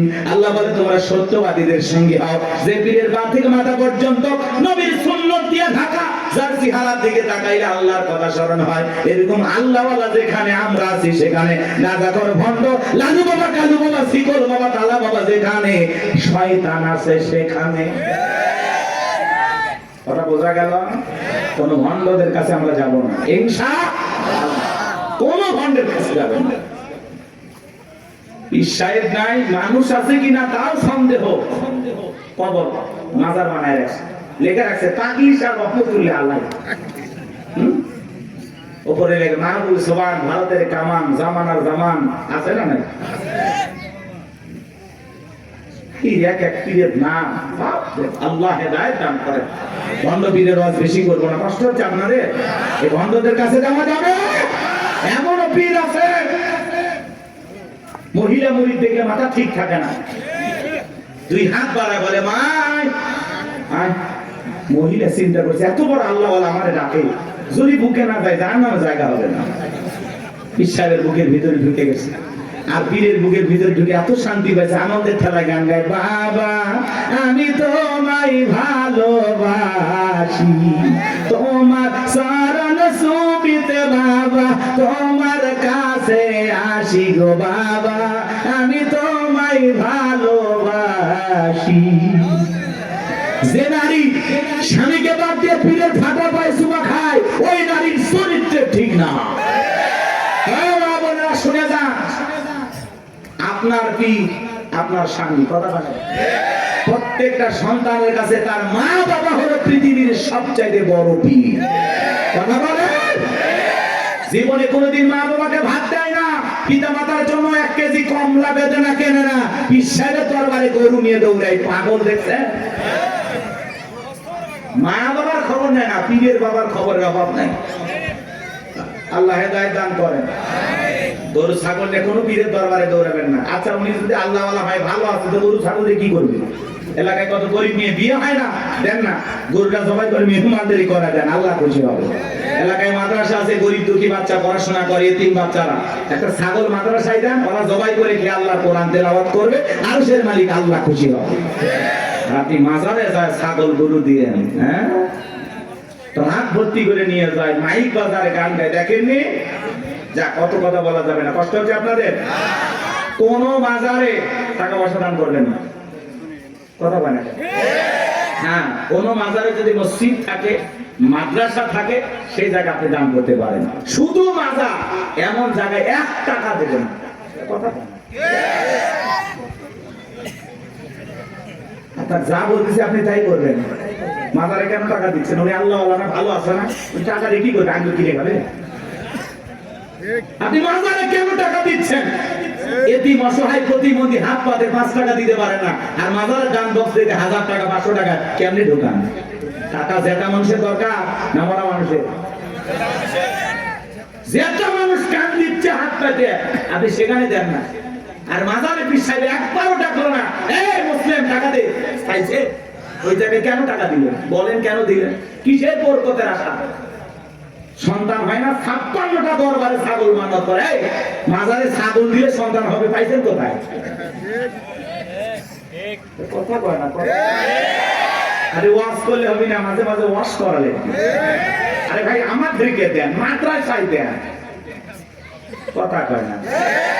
দেওয়ার লোক খুঁজে পান না, একটা মানুষ চোখের সামনে কান্দে মরে যাচ্ছে, ওই জায়গা দেয় না, ওই মরা পিসায় বোঝা দিয়ে এসেছে। ওই যে পীর আছে না, কলার গাছ আছে, আসলে কোনো মাজার কিনা আপনি জানেন? অধিকাংশ মাজার মিথ্যে মিথ্যে মাজার বানায় বন্যামি শুরু হয়ে গেছে, কথা বলে দেখে না। আল্লাহ যেন আমাদের হেদায়েত দান করেন, একটু জোরে বলেন আমি। আমার কথায় অনেক মাদার গুজরিরা বিরক্ত হয়েছে, অনেকে ফোন দিয়ে হুমকি দিছে, তোমরা আল্লাহ আল্লাহর বিরুদ্ধে কথা বলো, মরার আগে জবান বন্ধ হয়ে যায়। চিন্তা করছেন? ফরিদপুরে সালতা থানা আটরশি আছে না, আগে যাইতে পারি না, আমার সেই হুমকি দিত, ভাই এই থানা এসে তোর হাত পা কেটে নেব। এই গত 29 তারিখে ওই জায়গায় বয়ান করে আসছে, কই হাত পাটা করত না, হাত পা কাটার লোকগুলো খুঁজে পাইনি। কারণ ওই যে ওদের দেখে নিয়ে আমি একটু সাইজ করছিলাম, খবরদার এই ভণ্ডদের কাছে যাবেন না। হক্কানি আল্লাহ আল্লাহ ভালো, সেখানে আপনি যাবেন, কিন্তু ভণ্ডদের কাছে যাব না। যেখানে ইসলাম আছে সেখানে আমরা আছি, যেখানে ভণ্ডামি আছে সেখানে আমরা নারী পুরুষ একত্রে যেখানে। আরে ভাই মহিলা মানুষ কাছে থাকলে মাথা ঠিক থাকে, কিসের জিকির? জিকিরের কথা মনে থাকবে। আল্লাহ হেদায়েত দান করেন। ওই জন্য তো ভণ্ডরা বলে মনের পর্দা বাইরের পর্দা, শুনছেন না? মনের পর্দা বড় পর্দা, বাইরের পর্দা খুলে ফেলা। মনের আলো বড় আলো, বাইরের আলো নিয়ে ফেলা। রাত 12টার সময় বাতি নিবেছে, এখন কি জিকির হচ্ছে আপনারা বুঝেন না। আল্লাহ হেদায়েত দান করেন। আমার ভাইয়েরা চলেন সামনের দিকে যাই। আজও পৃথিবীর জমিনে যারা মাজার নিয়ে বসে আছে, খামকায় বসে আছে, এদেরকে কেউ টার্গেট করে না। যারা আল্লাহর জমিনে আল্লাহ দ্বীনকে কায়েম করতে চায়, কোরআনের সমাজ ব্যবস্থা কায়েম করতে চায়, আল্লাহর আইন দিয়ে জমিনটা পরিচালনা করতে চায়, তাদেরকে টার্গেট করে করে ভিতরে ঢোকানো হয়। কথা বলে ঠিক কিনা? ফিরআউনের মাথা গরম হয়ে গেছে, হামানকে দেখে বলে এ ডাকো হামান, এই দিকে আয়। হামানের মাথায় কোনো চুল ছিল না, সাদে মাল নাই, বাম পারল, পুরো মাথা ছিল ভারতের দমদম এয়ারপোর্ট। দেখে বলে হামান রে তাড়াতাড়ি করে বল। নবীরা বলল একটা মুসা নামের ছেলে জন্মগ্রহণ করবে, ওর কারণে রাজত্বের চেয়ার থাকবে না, ক্ষমতা থাকবে না, এমনকি আমার জীবনটাও নাকি চলে যাবে, এটা তো মেনে নেওয়া যায় না। হামান ডেকে বলে নেতা টেনশন নাই, মাইট ইজ রাইট, জোর যার মূল্য তার, পাওয়ার রাজত্ব আমাদের, ক্ষমতা আমাদের হাতে, আমরা যা বলবো মিশরের জনগণ তাই মানতে বাধ্য। বলে কি করতে চাস? হামান ডেকে বলে নেতা যত ছেলে সন্তান জন্মগ্রহণ করবে সবাইকে জবাই করে করে দুনিয়ার বুক থেকে বিদায় করে দেব, তাহলে আপনার শত্রু গোছার আগমন ঘটবে না। এমন কথা শোনার পরে ফিরআউন ডেকে বলে হামান রে আসলেই তোর মাথায় বুদ্ধি আছে, তবে শোন, ছেলেগুলোকে জবাই করবি, মেয়েগুলোকে জবাই করবি না, কারণ ছেলেদের মধ্যে আমার শত্রু আছে, মেয়েদের মধ্যে কোনো শত্রু নাই। তার মানে চোর বলে মানুষ ভালো, মোবাইল নিয়ে গেল, সিম কার্ড খুলে দিয়ে গেল। কথা বলেন ঠিক কিনা? সন্তান জবাই করা শুরু হয়ে গেল, 3টা মাস অতিবাহিত হয়ে গেল। দবিরাকে ডেকে বলে দবিরা এইবার গবেষণা করে দেখ, আমার পথের কাটা মুসা মরল না বাঁচলো। দবিরা গবেষণা করে বলে না, তার 3টা বর্ণনা পাওয়া যায় বাজান। একটি বর্ণনায় বলা হয়েছে 20,000, আর একটি বর্ণনায় বলা হয়েছে 24,000, আর একটি বর্ণনায় বলা হয়েছে 80,000। দবিরা ডেকে বলে না, তো যদিও হাজার হাজার মায়ের মুখ খালি কইরা সন্তানগুলোকে জবাই করে বিদায় করেছেন, কিন্তু আপনার পথের কাটা মুসা এখনো মরে নাই, মরে নাই, মায়ের কোলে জীবিত আছে, সুস্থ আছে, কিন্তু কোন বাড়িতে আছে, কোথায় আছে, এইটা বলার ক্ষমতা আমাদের নাই। বলেন আল্লাহু আকবার। ওয়া মাকারু ওয়া মাকারাল্লাহ আল্লাহু খায়রুল মাকিরিন। এলাকার আল্লাহ চাই মুসারে বাঁচাতে, ফিরআউন চাই মারতে, আর 14 গোষ্ঠী এক জায়গা হয়ে মুসার একটা পছন্দ জিততে পারবে না। কথা বলেন ঠিক কিনা? ফিরআউন রাগান্বিত হয়ে বলে এ সেনাবাহিনীর দল, এতগুলো মারলি, আসলটাই মারতে পারলি না। এলাকায় তল্লাশি চালাও, চিরনবিধান চালাও, ঘরে ঘরে প্রবেশ করো, যেখানে মুসারে পাইবা দরবার জবাই করবা, আমার মাথার টেনশনটা দূর করো। যাও। একদল সেনাবাহিনী মুসা নবীর বাড়ি থেকে রওনা করেছে। মুসা নবীর বড় বোন, তার নাম মারিয়াম, দেখে বলে মা ওই যে ফিরআউনের সেনাবাহিনী দেখা যায় মা, আর বুঝি ভাইকে বাঁচানো গেল না। মুসা নবীর মা সন্তানকে দিক সেদিক দৌড়ায়, কে যেন ইলহামের মাধ্যমে আওয়াজ দেয়, বলে মুসা মা তোমার সন্তানটাকে চুলার ভিতরে ফেলায় দাও, কথা দিলাম গো তোমার সন্তানটাকে আবার তোমার কোলে ফেরায় দেব, বলুন সুবহানাল্লাহ। মুসা নবীর মা তাই করলেন। লম্বা ঘটনা বাজান সংক্ষিপ্ত করে বলে দিয়ে যায়, ফিরআউনের সেনাবাহিনী তল্লাশি চালাইয়া তন্ন তন্ন করে ঘর বাহিরে সব জায়গায় খুঁজে তারা চলে গেল। এইবার মুসা নবীর মা চোখের কোণায় পানি নিয়ে কাঁদেন আর মনে মনে ভাবেন সন্তান বুঝি আগুনে পড়ে কয়লা হয়ে গেছে। কাছে যায় তাকায় দেখেন না না, মুসা নবী আগুনে পড়ে নাই, মুসা নবী চুলার ভিতরে পড়ে মুস্কি মুস্কি হাসতেছি।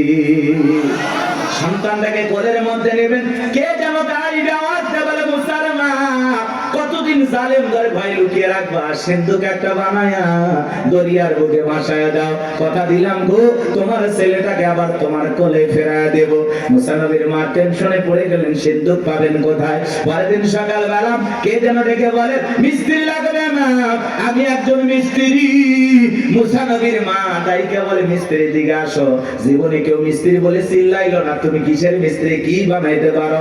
মিস্ত্রি ডেকে বলে মা আপনি যদি মনে করেন এমন একটা সিন্ধুক আপনার দরকার, যে সিন্ধুকের ভিতরে আপনার সন্তানকে তুলে দরিয়ার বুকে ভাসায় দেবেন, ও মা চাইলে এমন একটা সিন্ধুক আমি বানাই দিতে পারি, তাই নাকি? বলে হ্যাঁ। মুসা নবীর মা ডেকে বলে মিস্ত্রি তুমি তোমার মনের কথা বলেছো, এরকম একটা সিন্ধুক আমার প্রয়োজন। মিস্ত্রি ডেকে বলে মা কিছু যন্ত্রপাতি আছে, ধার দেওয়ার জন্য পানির প্রয়োজন হতে পারে, আবার না হলেও চলবে, আপনি একটু ভিতর থেকে পানি নিয়ে আসেন।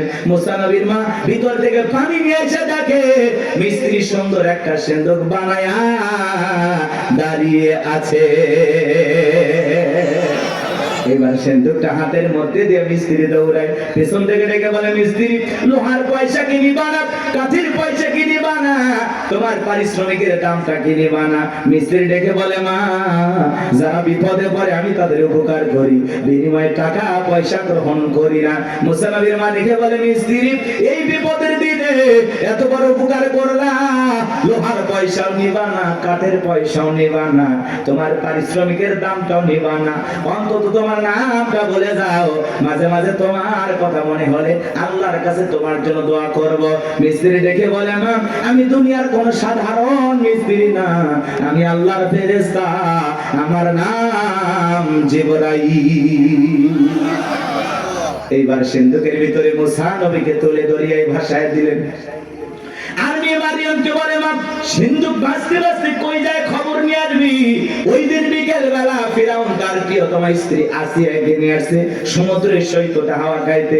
মাঝে মাঝে বউকে একটু বিনোদন করা দরকার, আছে না নাই? হালাল বিনোদন। মাঝে মাঝে ভাবি কিনে কক্সবাজার চলে যাবেন যদি সামর্থ্য থাকে, কথা কয় না বউকে পর্দা করায় নিয়ে যাবেন। আমি কি বলছি কক্সবাজারে যে হাফ প্যান্ট পরে গোসল করবেন, তাহলে গুনাহ হবে, কথা কয় না কেন? কিছু পোলাপান আছে বউ সুন্দরী মাথা কাজ করে না, কক্সবাজার নিয়ে যায় ঘোড়ার উপরে তুলে সেলফি তোলে, সুন্দর করে সমুদ্রের পানিতে গোসল করতেছে সেলফি তোলে। বিকেল বেলা আইডিতে পোস্ট করে বলে প্রিয়তমার সাথে কক্সবাজারের প্রথম দিন কিছু ছবি তুলেছি দোস্ত তোমাদের দেখার জন্য, ভাবিকে বৃষ্টি ভিজা শরীরে কেমন লাগতেছে একটু লাইক কমেন্টসে জানাও।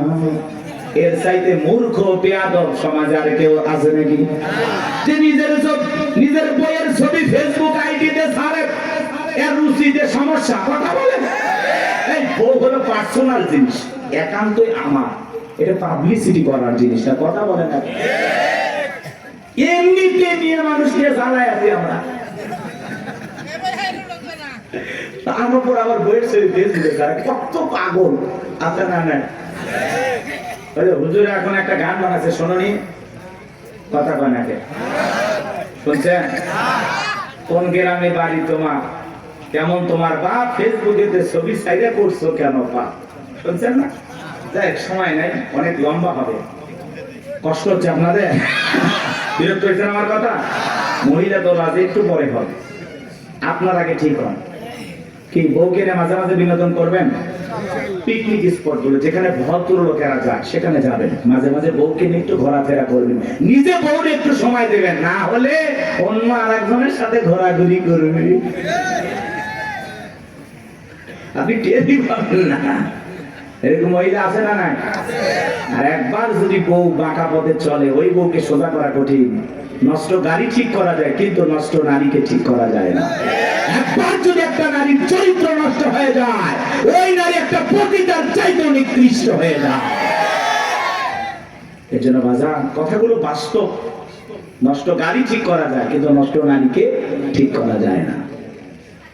নারী এমন একটা জিনিস, নারী বুঝতে পারলে নিয়ামত, না বুঝতে পারলে কিয়ামত। বুঝতে পারলেই ঘরে সুন্দর পরিবেশ নিয়ে বাঁচতে পারবে না, আর না বুঝতে পারলে ঘরে আগুন জ্বলবে, দাউ দাউ করে অশান্তির আগুন জ্বলবে। ওই আগুনে শুধু আপনি জ্বলবেন, আপনার পরিবারও জ্বলবে, সমাজ জ্বলবে। কথা বলে ঠিক কিনা? আরে ভাই, মসজিদে মুয়াজ্জিনি করে, বইয়ের জ্বালায় গলা দড়ি দিয়ে মরছে, দড়ি দিয়ে মরছে। কয়েকদিন আগের ঘটনা। হুজুর, মানুষ আমরা মারবেও পারি না, শাসনও করে পারি, কি দিয়ে মারবেন? আল্লাহ এমন একটা সিস্টেম দিয়েছে মারা। তো মেসওয়াক পরিমাণে 1 বিঘা, কথা কয় না? আচ্ছা, এটা তো মারা যায় 8 ইঞ্চি দিয়ে, কথা কয় না? এটা পান্টি হলো, অনেকে পাই হুজুর প্লাস দিয়ে মারবে, মানে প্লাস দিয়ে ওই পান্টি ধরবি না, হাত দিয়ে ধরালে। আর কার বউ যদি মমতাজের মতো মোটা হয়, আর ওই পান্টি যদি পিঠে বার যায়, বউ কবি আমার কাতুকুতু লেগেছে, কথা কন ঠিক কি? ইসলাম এমন একটা সুন্দর সিস্টেম আল্লাহ তাআলা আমাদেরকে দিয়েছেন। ইসলাম এত সুন্দর একটি ধর্ম, আসলে বউ মারার পক্ষে আল্লাহও নাই, কথা কয় না? আল্লাহ বলতেছে বউ ভালোবাসার জিনিস, মারবে। আর তুমি যদি সকালে বউরে পিটাও, রাতের বেলা কই ঘুমাবা? ওই বউয়ের কাছে যাতে তোমার লজ্জা করবে না, কথা কয় না?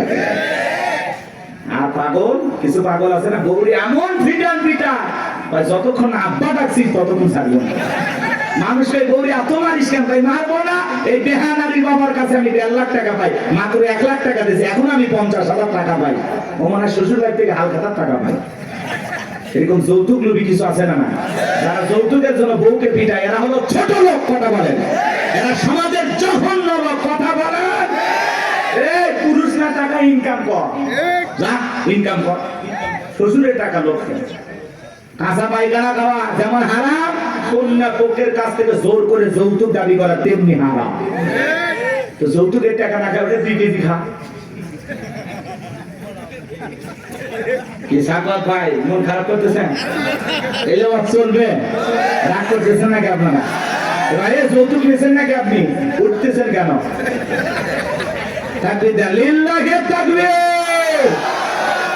আমার ভাইরা গভীর মনোযোগ দিয়ে শুনবেন বাজান। সামনের দিকে গেলে একটু কষ্ট হবে আপনাদের, কষ্ট হচ্ছে? চলেন, সামনে গেলে মজা পাবেন বাজান।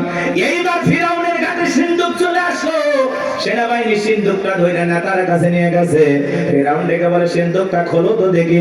সিন্ধুকটা যখন খোলা হলো, সবাই তাকায়া দেখে সিন্ধুকের ভিতরে মনে হয় পূর্ণিমার চাঁদ উদয় হয়েছে। আসিয়ার চক্ষু শীতল হয়ে গেল। ফিরাউন ডেকে বলে, তরবারি আন, জবাই কর। এইটাই মুসা। আসিয়া বলে, থামো, খালি মারাই শিখছো, এতগুলো মারলা তাও কি শান্তি পাইলা না? ও স্বামী, এই ছেলেটাকে মারার আগে আমার একটা প্রশ্নের উত্তর দাও। এই যে সিন্দুকটা দেখা যায়, এমন কাঠ কি তোমার দেশে পাওয়া যাবে? ফিরাউন কাঠটা নাই গেছে বলে, বিবি রে, এই সিন্দুকের যেমন কাঠ, এমন কাঠ আমি কেন আমার বাপ দাদা 14 পুরুষও কেউ দেখে নাই।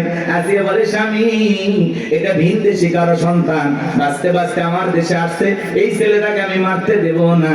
এই ছেলেটাকে আমাদের পালক পুত্র হিসাবে লালন পালন করতে চাই। জোরে কোন মারহাবা। কথায় আছে, যেখানে বাঘের ভয় সেখানে রাত হয়। যারে খুঁজতেছে মারার জন্য, আল্লাহ তারই দায়িত্ব দিল লালন পালন করার জন্য। জোরে বলেন মারহাবা। আসিয়া যখন বলেছে, ছেলেটাকে আমি পালবো, একে আমাদের পালক পুত্র বানাবো। অনেক কঠিন স্বামী, কিন্তু মাঝে মাঝে বইয়ের আপত্তির কাছে দুর্বল হয়ে যায়। বলে, ঠিক আছে, মাইনা নিলাম। আসিয়া বলে, শুধু মারলেই হবে না, ঢোল পিটায় খবর দাও। ফিরাউনের ছেলে সন্তান যে দুধ পান করাবে, মাসে মাসে তাকে বেতন দেওয়া হবে। বলে, ঠিক আছে। ঢোল পিটানো হলো। হাজার হাজার নারীরা আসছে, মুসা নবীকে কোলে নেয়, স্তন খুলে মুখ লাগায় দেয়। আল্লাহ নবী মুসা আলাইহিস সালাম কোন মহিলার স্তনে দুধ পান করে না। জোরে কোন মারহাবা। সমস্ত নারীরা ব্যর্থ হয়ে চলে গেল। ওই যে মুসা নবীর বোন নাম তার মারিয়ম, ঈসা নবীর মায়ের নাম মারিয়ম, আর মুসা নবীর বড় বোনের নামও ছিল মারিয়াম। এইবার মারিয়াম দেখে বলে, ও রানী আসিয়া, এমন একটা খাতির খবর আমার কাছে আছে, আমার বিশ্বাস এই সন্তানটা দুধ পান করবে, তাই নাকি? বলে